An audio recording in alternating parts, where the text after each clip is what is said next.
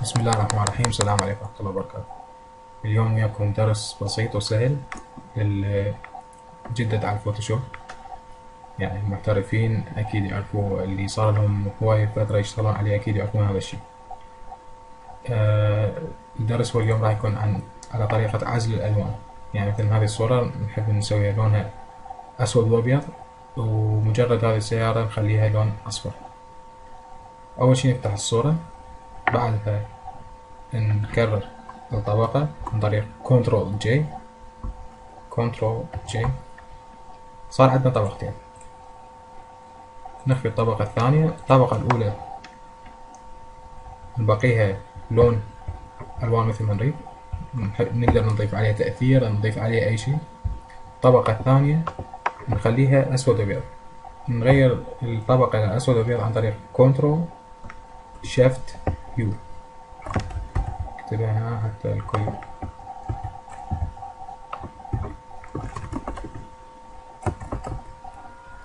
كنترول شيفت يو. إذا نضغط هذه الكنترول شيفت يو راح تتغير الصورة إلى أسود وأبيض. تلاحظون إن الصورة صارت أسود وأبيض.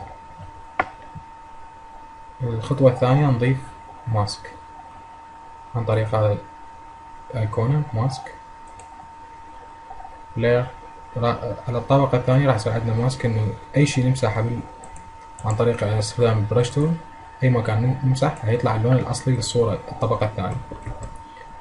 فإحنا نختار مثلا السيارة فقط عن طريق الفرشة، نمشي على الطبقة. تلاحظون إن الصورة صارت، احنا نمسح يعني هذه أداة الفرشاة تمسح الطبقة الثانية وتظهر الطبقة الأولى. مثلا صار هنا المكان خطأ، حبينا نرجع نغير الصورة إلى أسود وأبيض. مجرد تغيير اللون من أسود إلى أبيض على نفس المكان راح ترجع نفس الصورة الأصلية لأسود وأبيض. تلاحظون إذا رجعنا اللون إلى أسود نقدر نرجع نمحي الطبقة الأولى حتى تظهر الطبقة الثانية.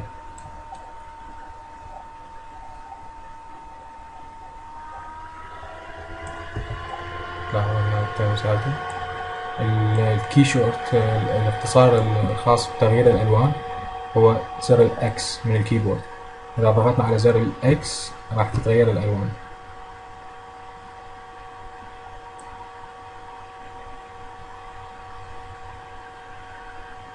طبعا آسف على رداءة الصوت بسبب الجهاز، إن شاء الله جهاز جديد بعد كم يوم والدروس تكون بصوت أحسن وأفضل.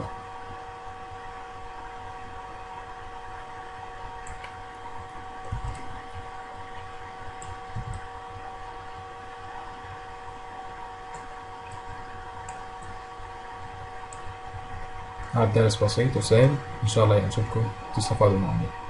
ألتقي وياكم درس جديد إن شاء الله. مع السلامة.